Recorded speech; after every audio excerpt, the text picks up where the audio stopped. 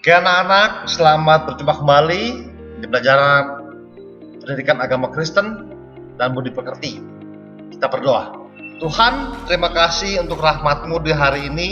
Kami boleh ada sehingga kami boleh siap untuk menerima pelajaran agama. Kiranya Tuhan memberkati setiap kami yang mendengar, dan juga Tuhan memberkati guru kami agar boleh mengajar dengan baik dan benar.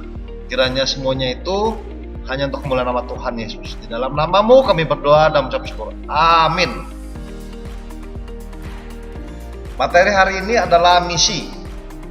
Mister akan lebih mengecil, yaitu tentang misi Paulus.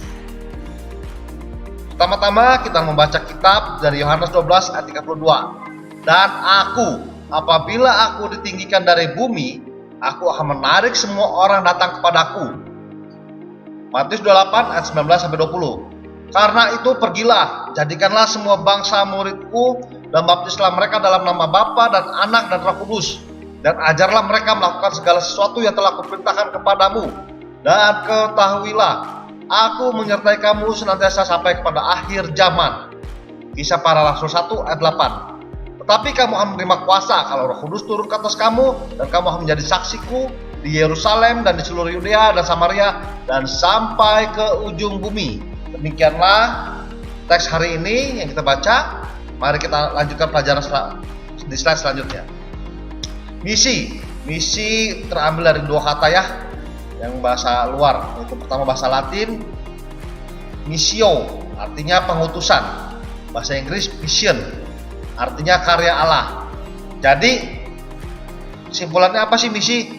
Misi adalah Allah mempercayakan kepada setiap orang percaya, khususnya orang Kristen, untuk memberitakan kabar baik, keselamatan, Injil mengenai Yesus Kristus kepada semua orang. Jadi itulah kepercayaan yang kita terima sebagai orang Kristen. Dengan misi, maka kita ada sampai saat ini. Dengan misi, gereja terus berkembang. Tanpa misi, maka gereja tidak akan pernah ada. Maka daripada itu, Tuhan mempercayakan kepada kita, memberikan kesempatan untuk memberitakan Injil. Ada pertanyaan ya, Mister, kalau gitu Tuhan kenapa harus pakai kita? Bukankah Tuhan bisa langsung aja bikin orang percaya semuanya?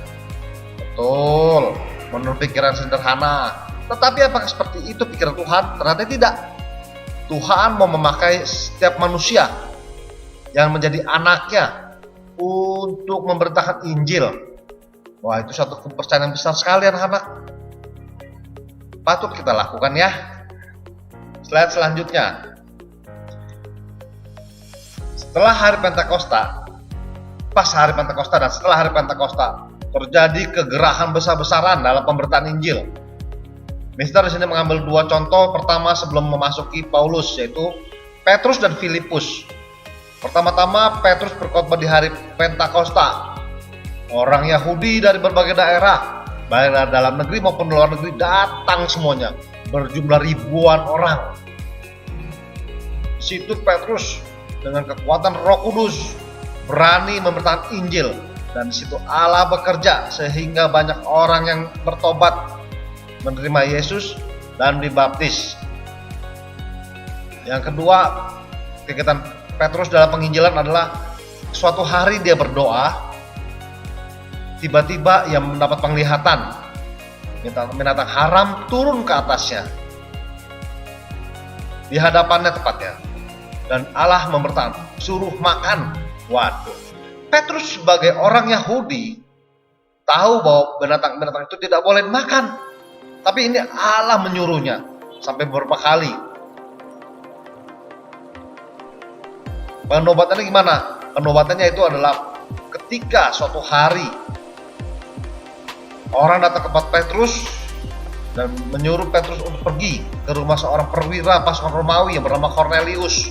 Petrus ikut mengunjungi perwira tersebut. Dan sesampai di rumahnya, ia memberitakan Injil pada Cornelius dan saudara-saudara serta sahabat-sahabatnya, bahkan seluruh keluarganya. Alkitab mencatat sedikit sekali mengenai Petrus di dalam penginjilan. Makanya Mister lebih mengambil Paulus. Yang kedua, Rasul Filipus. Ia memberitakan Mesias, memberitakan Yesus Kristus di Samaria, ketika orang-orang non-Yahudi, dan juga di Gaza. Suatu hari ia sedang di jalan dan diperintahkan oleh Roh Kudus, sehingga ia bertemu dengan sida-sida dari Ethiopia. Dalam kesempatan itu Filipus menerangkan pembacaan kitab yang dibaca oleh sida-sida, yaitu kitab Yesaya. Dengan kuat kuasa Roh Kudus, ia menerangkan dengan detail dan baik mengenai maksud daripada kitab Yesaya, yaitu Yesus Kristus yang menyelamatkan umat manusia. Jadi kesimpulannya apa? Kepada bangsa-bangsa lain, Allah juga mengaruniakan pertobatan dan keselamatan dalam Yesus Kristus. Puji Tuhan. Nah, alasannya kenapa Mister mengambil misinya itu Paulus. Pertama, kisah kehidupan lama dan barunya sangat berbeda sekali, bertolak belakang. Paulus adalah seorang Farisi, orang Yahudi ketat. Ia menjadi penganiaya orang Kristen. Tetapi karena rahmat Tuhan, Tuhan sendiri menjumpainya di dalam sebuah perjalanan ke Damsyik. Disitulah terjadi perubahan, pertobatan, sehingga kehidupan Paulus yang baru sangat berbeda dengan yang lama.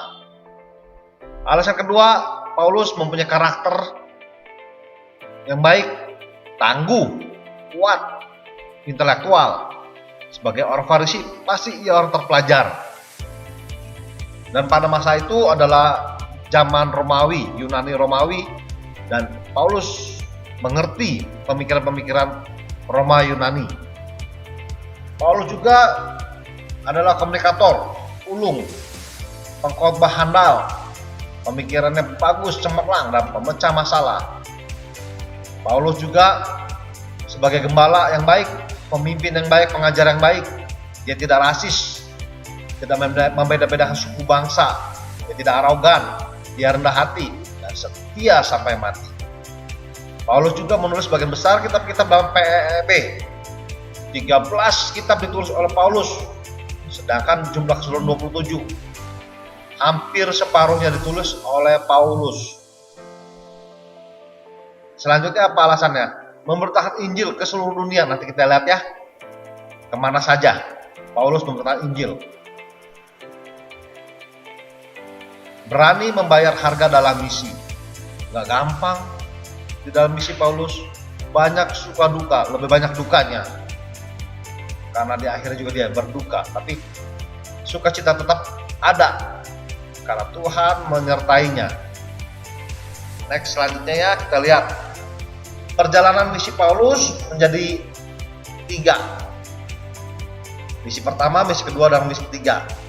Anak-anak nanti boleh lihat ya di dalam Kisah Para Rasul 13 ayat 4 sampai dengan pasal 14 ayat 28. Itu misi pertama.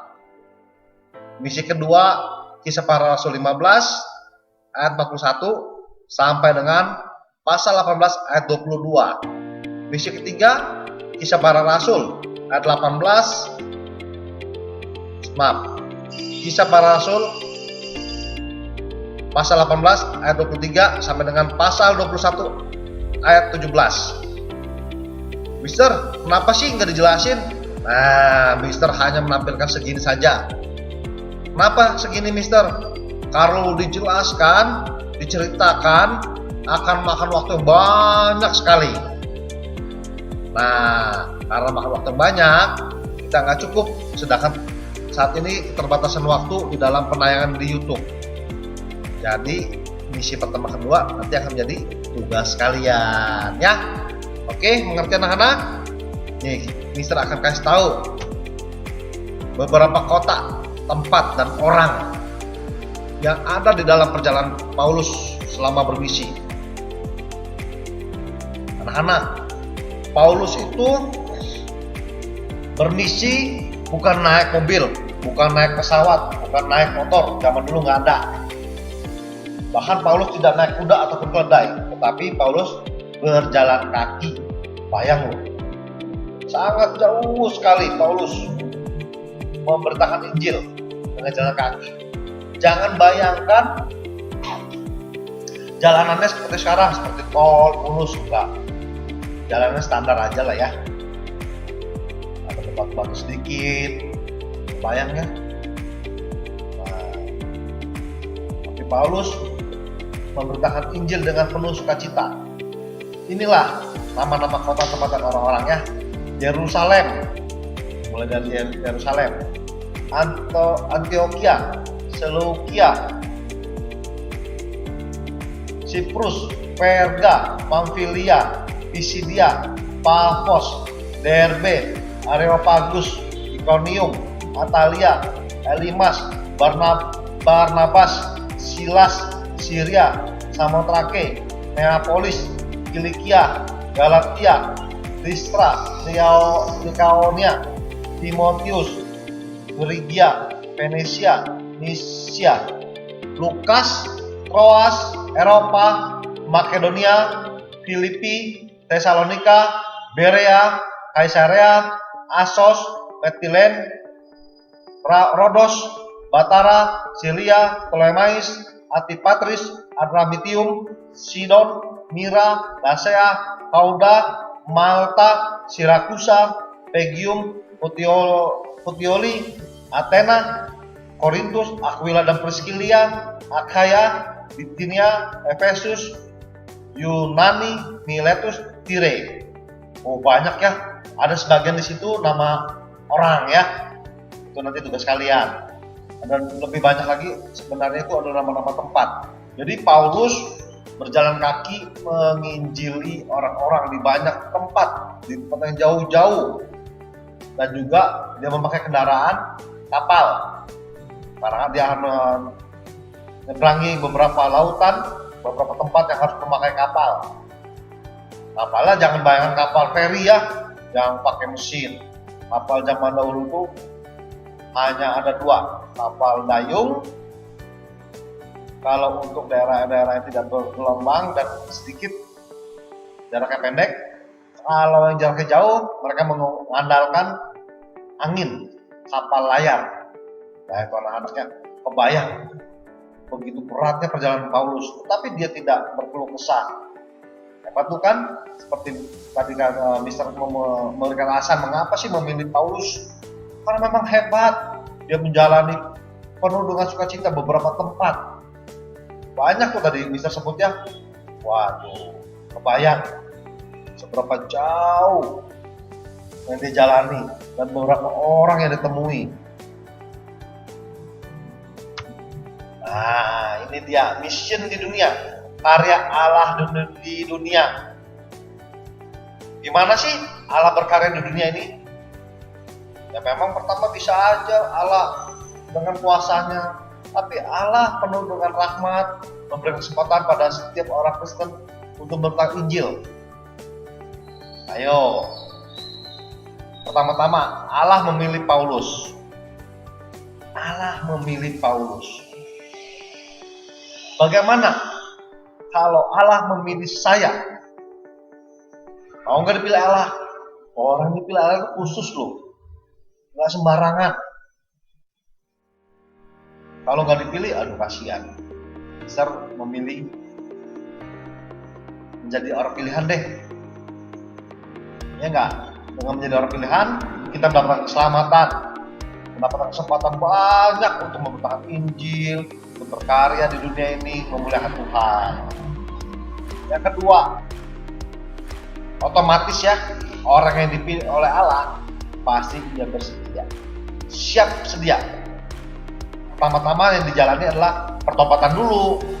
Jikalau orang itu belum mengenal Yesus, dia harus mengenal Yesus dulu, percaya dulu. Terus dia akan mempersiapkan diri melakukan proses pemuridan. Paulus meskipun orang pintar, orang Farisi, tetapi kan pelajaran-pelajarannya, pemahaman-pemahamannya berbeda sekali dengan yang diinginkan oleh Allah.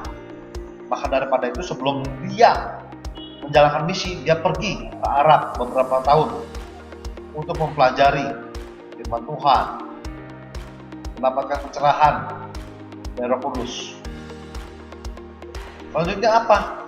Allah memimpin dan menyertai, menguatkan, sehingga orang pilihan khususnya Paulus yang saat ini kita bahas, nanti kalian ya, jadi kata Paulus diganti, Allah memilih saya bersiap sedia, Allah memimpin saya, sehingga Paulus maupun saya sanggup menjalani kehidupan dalam suka dan duka, bahkan dalam menghadapi maut. Ini tugas yang baik loh, tanggung jawab yang besar, yang indah diberikan kepada Paulus dan kita untuk memberitakan Injil. Selanjutnya apa? Jangan lupa, Allah berkarya melalui pertobatan yang terjadi ketika Paulus memberitakan Injil, dan para rasul juga memberitakan Injil, dan bahkan jadi satu kesempatan kita akan memberitakan Injil.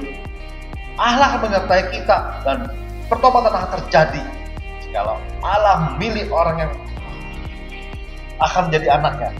Jadi begini, ketika kita memberitakan Injil, bertemu dengan orang yang Allah pilih, meskipun orang itu belum menjadi Kristen, kita diberi kesempatan untuk memberitakan Injil, orang itu bisa bertobat, bisa percaya menjadi Kristen, percaya kepada Yesus Kristus, menjadi penyembah Tuhan yang sesungguhnya. Nah ini mujizat masih nyata loh, sembuhan terjadi. Tapi ini bukan hal yang utama. Itu untuk menyatakan kuasa Allah masih ada dan menyertai orang-orang Kristen. Terus apa lagi karya Allah dalam pengimisi? Kuasa gelap dikalahkan. Karena pertempuran kita bukan hanya darah dan daging, tapi melainkan melawan kuasa-kuasa kegelapan, melawan roh-roh jahat di udara yang menguasai aspek hidup manusia. Makanya selalu digoda, selalu dirayu, selalu dibujuk untuk berbuat dosa. Dan manusia memang sudah berdosa, kan? Nah, mau-mau saja. Kalau kita memberitakan Injil, tidak mustahil kuasa gelap dikalahkan. Maksudnya gimana, Mister? Nanti anak-anak baca ya, para rasul itu terjadi pertempuran antara kuasa jahat dengan kuasa Tuhan. Dan akhirnya kuasa gelap, kuasa jahat kalah oleh nama Yesus. Hanya memakai nama Yesus, bukan nama yang lain. Nama Yesus sangat besar dan maha besar pengaruhnya. Yang intinya apa sih, Mister? Intinya dari misi adalah gereja terbentuk, orang-orang Kristen terbentuk, orang-orang yang belum percaya menjadi Kristen, dan akhirnya menyebar. Ingat kembali tadi di dalam pembacaan ayat yang pertama, pembukaan pelajaran kita, bahwa Yesus memberikan tugas kepada setiap orang Kristen, wajib hukumnya, bukan boleh nggak boleh, iya, tapi wajib, harus memberitakan Injil. Mau dipakai Tuhan, beritakan Injil. Jangan takut, jangan gentar. Persiapkan dirimu, belajarlah dengan baik. Suatu kesempatan Tuhan akan memberikan kesempatan padamu untuk memberitakan Injil, baik dalam kata-kata dan terlebih lagi dalam perbuatan. Injil bukan hanya diberitakan saja dengan mulut, tapi juga diberitakan melalui perilaku tingkah laku kita sehari-hari. Itu lebih kuat loh kata orang. Kenapa? Orang bisa melihat, oh, perilaku dan tingkah lakunya baik, sopan, rajin, ditambah pintar, wah puji Tuhan. Orang melihat, wah begini ya orangnya, orang pesannya diberkati, dilindungi Tuhan, wah kuat dalam pencobaan, gak lemah. Itu jadi orang bisa bertanya. Banyak kesaksian yang memberikan cerita ya. Ada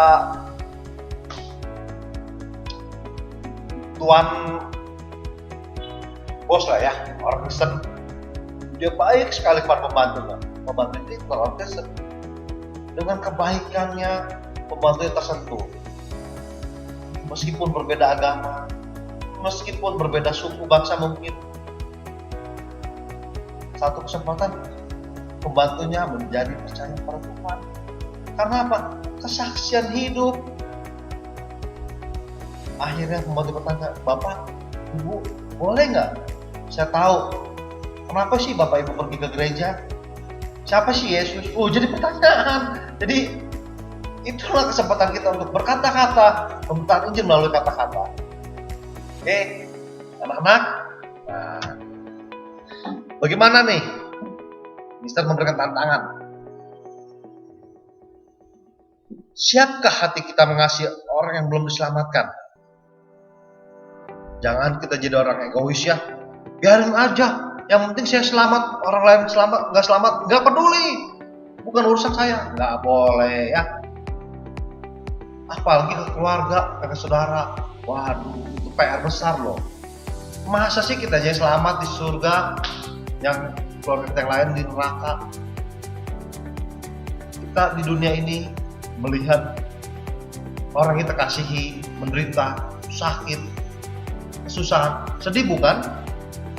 Nah itu, ayo kita mengasihi mereka agar mereka boleh menjadi anak Tuhan, boleh diselamatkan, mendapatkan hidup yang kekal, dan mereka boleh jadi bersama-sama kita di surga kelak.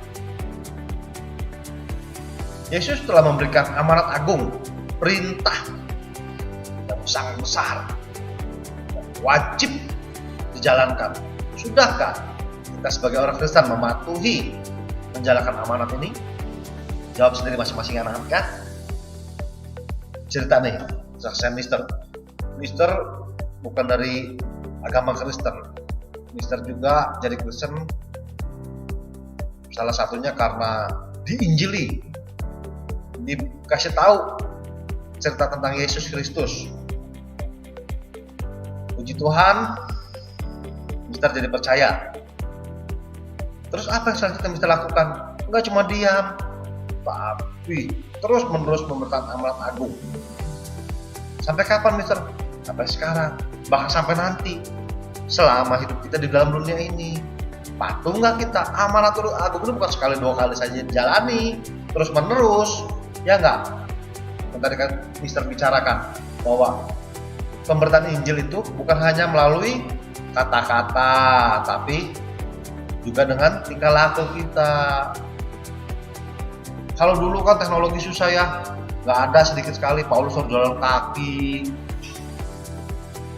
ngomong bukan pakai speaker, bukan pakai mic, tapi ngomong dengan kekuatan mulut di hadapan ratusan orang, di hadapan ribuan orang. Kebayang ya, begitu powerful, begitu bertenaganya suaranya, dan dia kuat untuk memberikan Injil.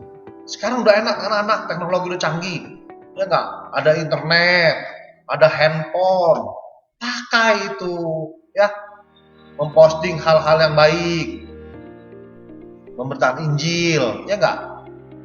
Pakai semua sarana-sarana masak ini. Siap anak-anak menjalankan ini, amanat agung? Mister pikir, Mister rasa, Mister yakin, anak-anak pasti diberikan kesempatan oleh Tuhan untuk menjalankan amanat agung. Oke anak-anak, punya hati yang mengasihi orang-orang, terutama yang belum diselamatkan. Selanjutnya apa nih kita lihat? Nah, ini adalah tugas, nilai keterampilan loh. Sebuah nilai yang lumayan besar mempengaruhi. Mister akan memberi batas waktu sampai hari Jumat ya, jam 10 WIB, 10 pagi, jangan lewat ya, karena kalian setiap sebulan sekali menerima rapot PJJ. Jadi biasakan, kalau memang bisa lakukan sebaiknya, secepatnya, tepat waktu. Jangan mengulur-ulur, jangan menunda-nunda, nanti numpuk, ujung-ujungnya malas, ujung-ujungnya kalau ngerjain juga ngasal, asal jadi. Waduh, yang bacanya capek. Mau kasih nilai berapa? Nah, ya. Begini tugasnya. Jumlah kalian per kelas itu dibagi 3. Contoh ya, misalnya jumlah 8 Ini kelas 9 ya. Sorry maaf. Salah ketik ya. Kelas 9A, jumlahnya 24. Maka kalian dibagi 3 menjadi satu kelompok berisikan 8 orang. Kelompok kedua juga dan ketiga terdiri 8 orang. Paham ya anak-anak ya? Maaf ya, ini tipe harusnya kelas 9. Terus contohnya 9B misal terdiri dari 25 orang. Maka satu kelompok pertama terdiri dari 8 orang, kelompok kedua terdiri dari 8 orang juga, kelompok yang ketiga 9 orang, bonus 1 ya. Atur-atur aja ya bagaimana baiknya supaya kalian bisa mengerjakannya sesuai dengan perintah. Kelompok 1, masing-masing siswa silakan mencari gambar perjalanan Paulus yang pertama. Artinya apa? Misi Paulus yang pertama. Cara gimana, Mister? Ya masalah teknologi canggih ya, boleh pakai internet ya. Kalian cari gambarnya. Misi Paulus pertama, ada itu gambarnya, ya. Selanjutnya apa? Bukan cuma copas, bukan cuma lihat, tapi Mister meminta kalian gambarkan kembali. Artinya kalian lihat gambar di internet, peta perjalanan pertama Paulus, kalian download kalau bisa ya, jangan dipantang aja HP-nya, kasihan kuota. Download, terus digambar lagi ke atas kertas HVS A4 yang biasa untuk ngeprint ya, standar. Nah, kalian gambar di situ, oke? Gambar petanya. Tuliskan nama-nama kotanya. Biasanya di gambar itu ada panah yang menunjukkan perjalanan awal sampai pulang lagi, awal dan akhirnya. Oke? Pengertian anak-anak? Nah, gimana kelompok kedua? Kelompok kedua misi berjalan Paulus kedua. Kelompok 3 misi berjalan Paulus ketiga ya. Jadi gimana nih Pak ngebaginya? Ya gampang aja. Misalnya nomor urut 1, absen 1 sampai absen 8, kelompok 1. Absen 9 sampai absen 16, kelompok 2. Begitu seterusnya ya. Mengerti anak-anak? Jadi satu kelas itu ada 3 tugas. Ya. Membuat peta perjalanan misi Paulus pertama, kedua, dan ketiga. Oke? Gimana lagi selanjutnya? Nah, di kertas HVS yang kedua ada selanjutnya lagi, tulis keterangan-keterangan nama-nama kota. Pertama Paulus ke Antioquia, terus kemana lagi. Nah di kota ini nih, di kota A ini Paulus mengalami apa, misalnya perjumpaan ya, atau mengalami aniaya. Oke, gitu seterusnya sampai akhir perjalanannya. Mengerti anak-anak ya? Kemudian apa lagi? Refleksikan. Setelah kalian menggambar, kalian menulis peristiwa, kota, tempat, nama orang yang Paulus alami, pakai daya imajinasi kalian. Wah, Paulus begini-gini. Refleksikan dalam bentuk tulisan. Diketik ya, minimal 100 kata, ya enggak, biar belajar baik. Nah gini, meskipun kalian terbagi dalam kelompok, tapi ingat, ini bukan kerja kelompok, melainkan pribadi, masing-masing mengerjakan sendiri. Kenapa sih Mister bagi kelompok? Supaya jelas ini kelompok 1 misi 1, kelompok 2 misi 2, kelompok 3 misi 3. Jadi masing-masing walaupun sama. Oke? Jangan saling copas. Oke ya? Belajar jujur. Mengerti anak-anak sampai di sini? Kerjakan semua di kertas HVS. Dikumpul di GC. Mister tunggu paling telat akhir Jumat jam 10 pagi. Selamat mengerjakan, berikan karya terbaik. Tuhan memberkati. Kita berdoa. Terima kasih Tuhan untuk pembelajaran hari ini. Kiranya Engkau memberikan kami rahmat sehingga kami boleh bersemangat untuk mencari tugas yang diberikan pada kami, sehingga kami boleh menemukannya dan kami boleh mengerjakan dengan baik-baik, dan kami boleh diberikan lagi rahmat-Mu sehingga kami boleh merefleksikan perjalanan Paulus pertama maupun kedua maupun ketiga bagi masing-masing kami, sehingga kami boleh menyelesaikan dengan tuntas dan baik dan tepat. Kiranya semua ini pimpinan-Mu bekerja atas kami. Terima kasih Tuhan Yesus, di dalam nama-Mu kami berdoa. Amin.